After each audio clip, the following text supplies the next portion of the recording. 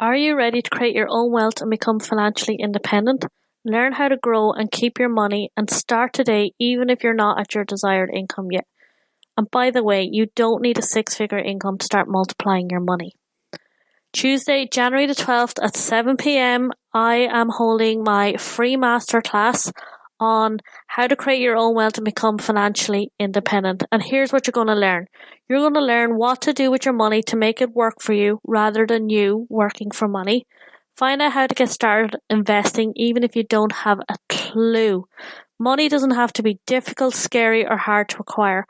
Understand how to keep your money in your life and allow the money you earn to grow. And guys, who's this masterclass for?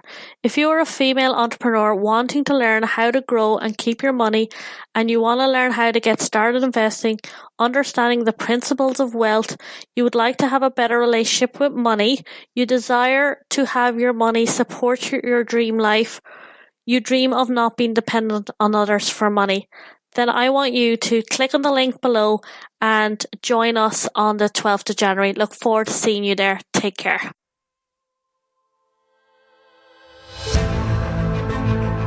Welcome to the Financial Freedom Podcast with your host, Lorna Poole, sharing the secrets to creating wealth, investing, and that all-important money mindset. To find out more and accelerate your journey to financial freedom, head on over to www.lornapoole.com to get started.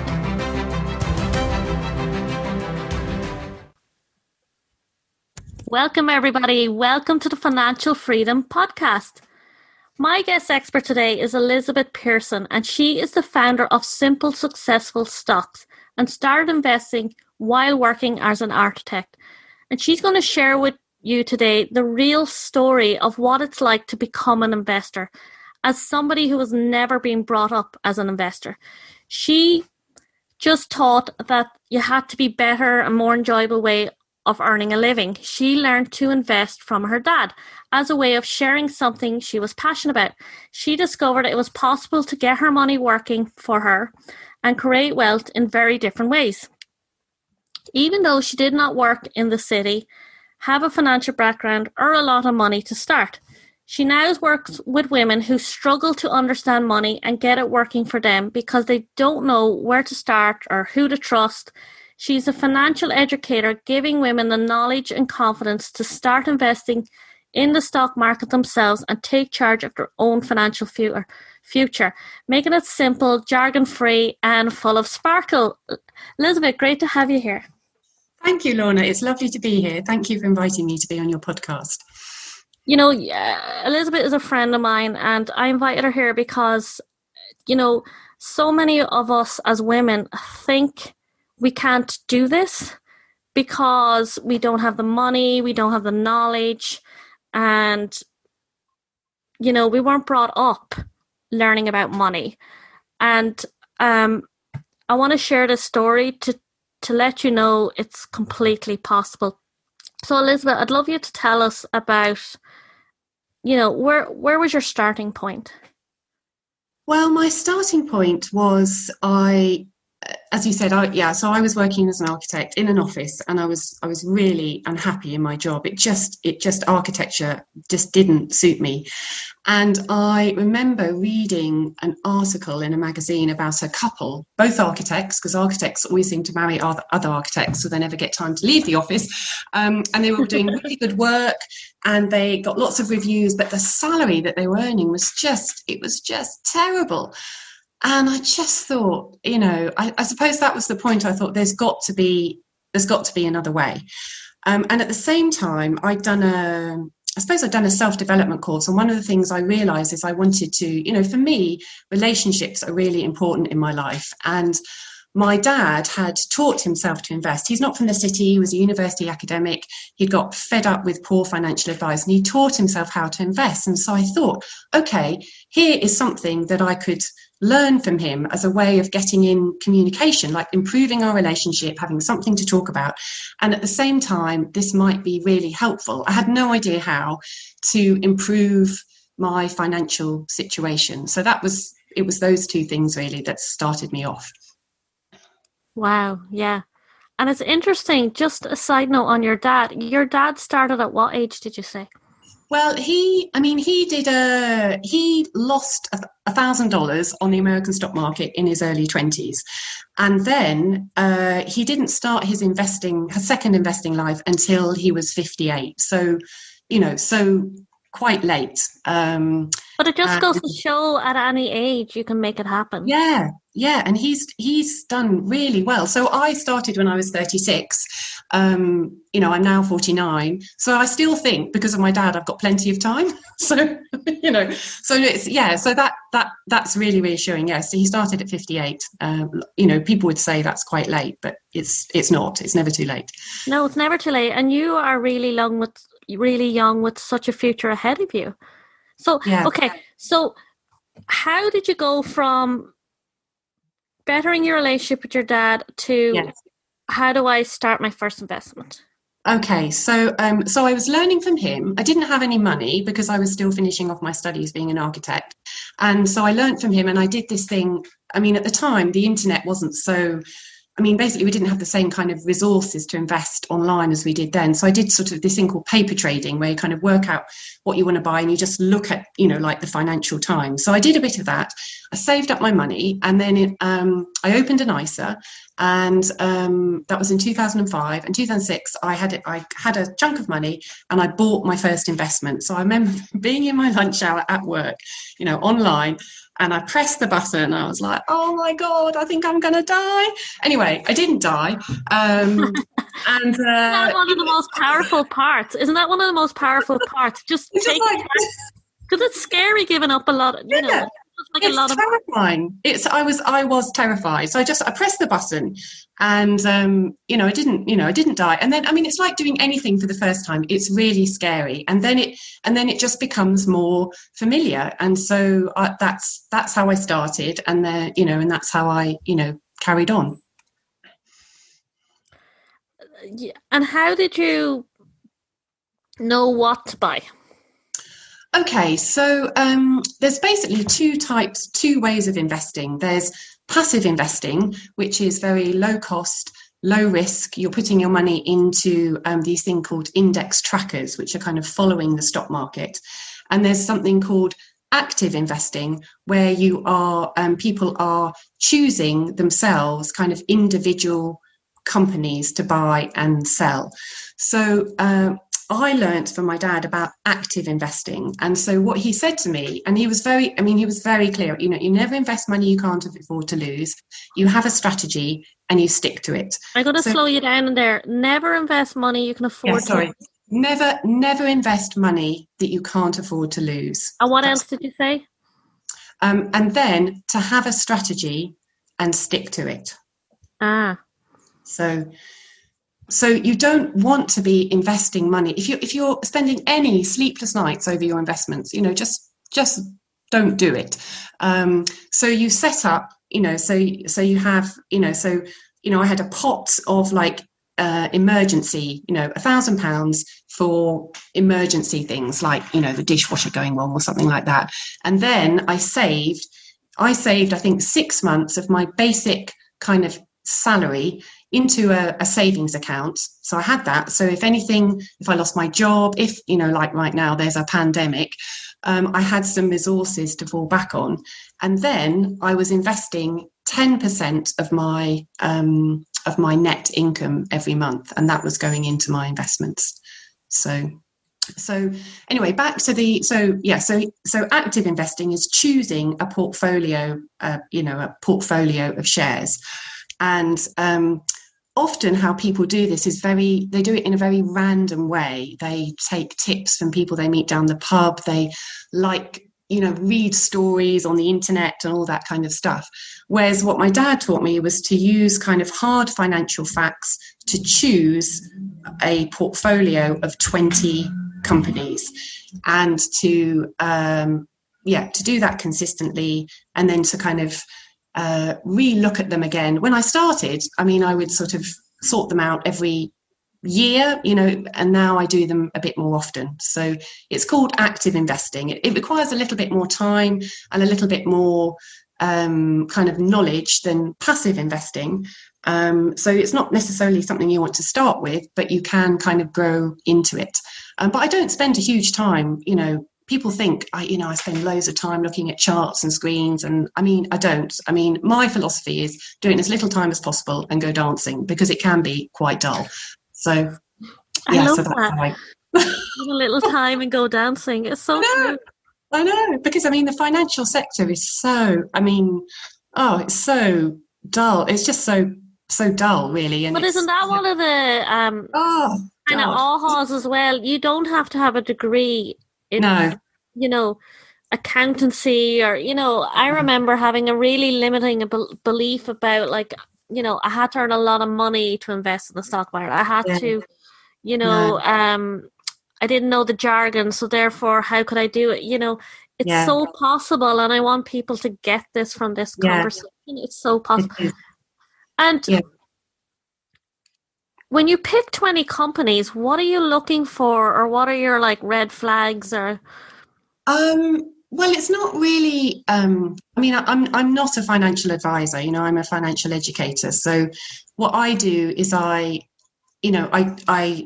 teach people how to start investing. To open an account, put some money in, and buy something with it. And you can do that with as little as £25 a month. Then, if people want to go on, do a bit more with a bit more money, it's you can use. It's really looking at sort of financial facts about their performance. There's lots of different things that you can look into, and it's lots of jargon which is not that interesting. But you can use a tool.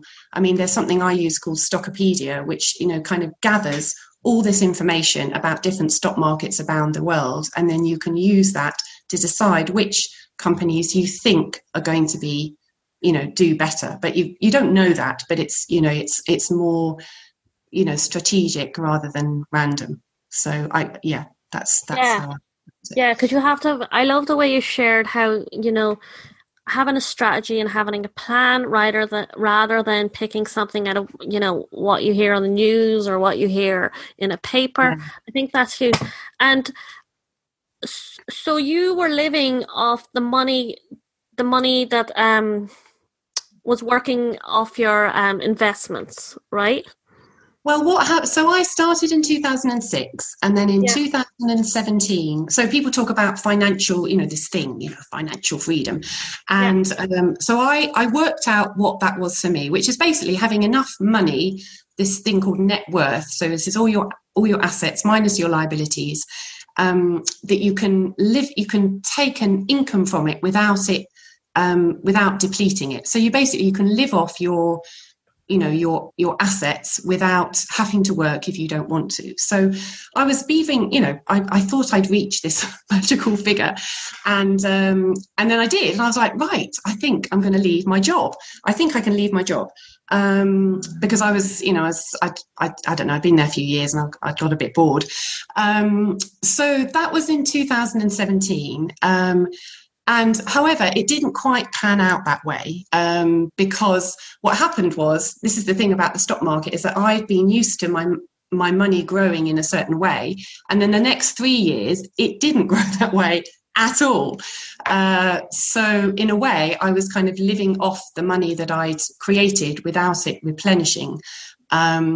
So I'm not living off my investments now. So but they certainly provided me with a resource to be able to have some time and space and freedom to firstly set up my own business, because that's not easy starting off, and secondly to have really to do some more creative things in the bit more time that I had. So it's still been really worthwhile, and I still think it's still worth the lesson. It's all good experience, and I'm sure I will reach that figure in the future. It's just not quite when I expected. Yeah, but isn't that amazing that you had got there? And yes, it was. COVID has shown up and all sorts, but investing is always a learning curve, and what you've achieved in such a short period is amazing.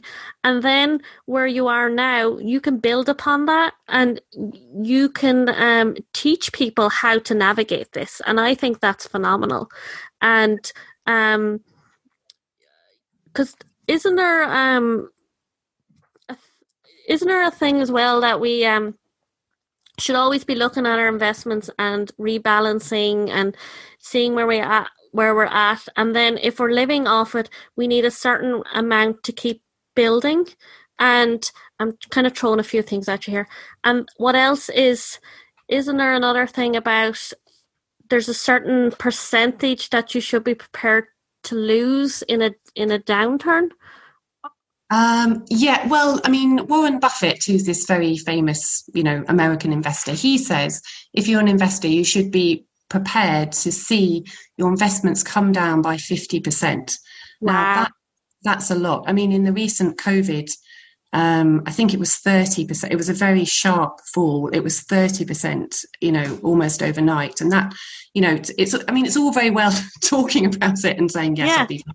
Actually experiencing it, because I would say I've been investing for 12 years and I still didn't like it. I mean, the whole thing about investing, all this sort of finance, so your investments can go up and they can come down. The thing is, they will come down and you won't like it. So there's a branch of psychology, behavioral economics, which says that we experience more discomfort, kind of pain when things come down in value when we invest than kind of happiness when they go up. And I can absolutely testify that is the truth.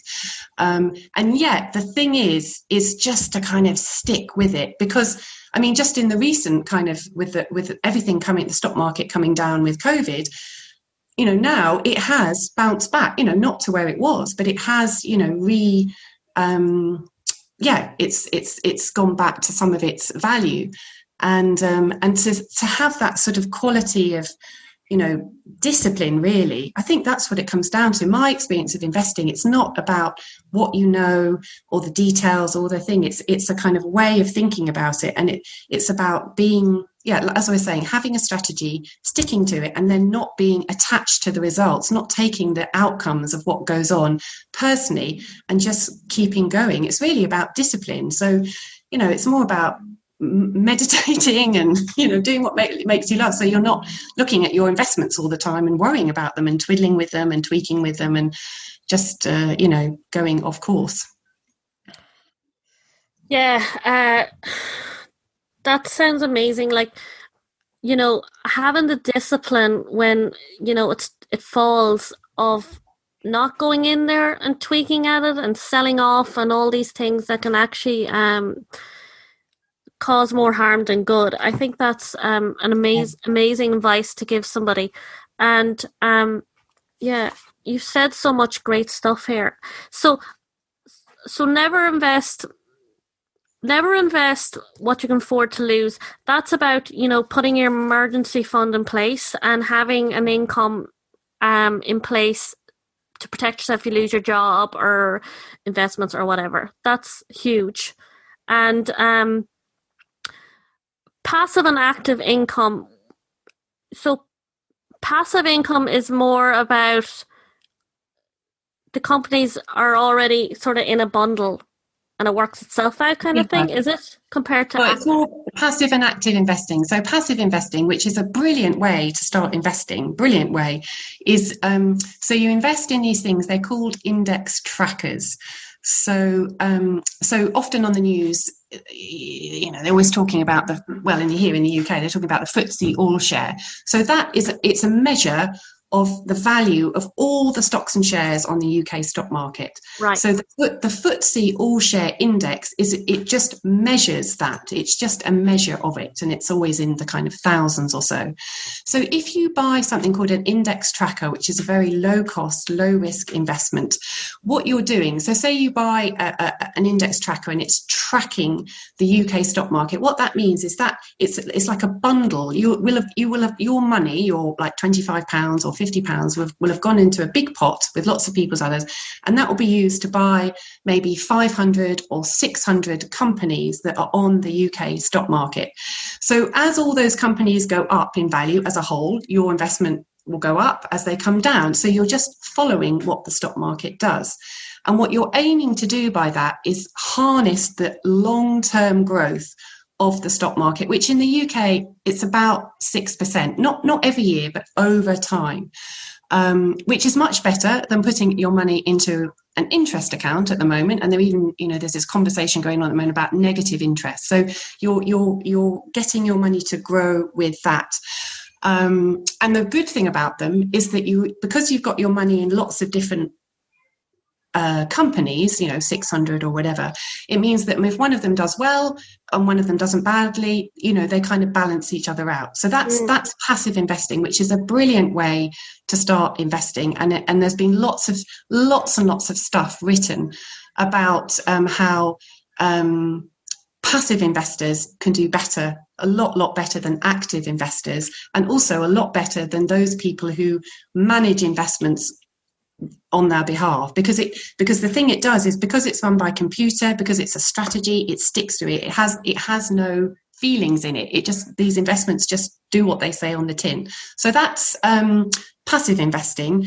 Then active investing is using your a bit more of your kind of knowledge and data to choose I hate that word portfolio, but anyway, choose a portfolio of companies. And so that takes a bit more time, a bit more money, a bit more confidence. And why you would bother to do that is you're hoping that you're going to make a better return, so more than the 5% average of the stock market. Now, it's not for everybody. And I would not be doing it if my dad hadn't shown me how to do it. I didn't, people would perceive this as being more risky, but I didn't realize that because it was my dad and I trusted him. So I suppose that's what I feel, it's really lacking in kind of the financial sector, but also particularly for women. It's just like someone you can trust. Now, I was very fortunate and I had my dad who I trusted because my dad. So I didn't realize that what I was doing could be seen as risky because I was just doing what he said, suggested I do. He didn't ever tell me what I needed to invest in. He just told me how to go about it. And then I could call him up every now and again and say, what does this mean? So Elizabeth, it's amazing. It's amazing what you've accomplished. It's amazing your knowledge, and I think people will get so much of this. And it's inspiring to women to, it's so possible. Get educating yourself, get learning about this, and get doing something about it. And Elizabeth, for anyone listening to this today, what's the kind of one aha or this kind of one message you would like to leave them with? I think the important thing is to make up your mind to get a financial education, and to not to feel any way embarrassed that you don't know these things already, because we're just not given this information at school, and often the information out there is very overwhelming and confusing. So so to get yourself a phone, don't feel bad that you don't know this already. The fact that you're even thinking about it is great. And then learn, you can learn about this. I've learned about this. I've learned about it. And it hasn't taken me a huge amount of time. So it's absolutely, and start small. You can start small. You can start investing with £25 amount. And it's so empowering to just do, open an account, put some money in and buy something with it. And then you're like, woohoo. And then you can go on and do other things. So, it's absolutely possible, and you can start small. It is so empowering. And Elizabeth, how does somebody get in contact with you, find out more about you? Okay, so I have a website. It's www.simplesuccessfulstocks, 2 C's and 2 S's. I often spell it wrong myself. So it's simplesuccessfulstocks.co.uk. Or you can email me at elizabeth@simplesuccessfulstocks.co.uk. And you can also find me on LinkedIn. And so that's where you can find me. Thank you. This has been really incredible. And thank you for giving me your time. Thank you, Lorna. It's been lovely to talk to you. Thank you for joining us on the Financial Freedom Podcast, to creating wealth, investing, and developing your money mindset. To get started today on your journey, head on over to www.lornapoole.com and grab your free course, 5 steps to breaking free from your poverty mindset and accelerating your journey to financial freedom. See you there.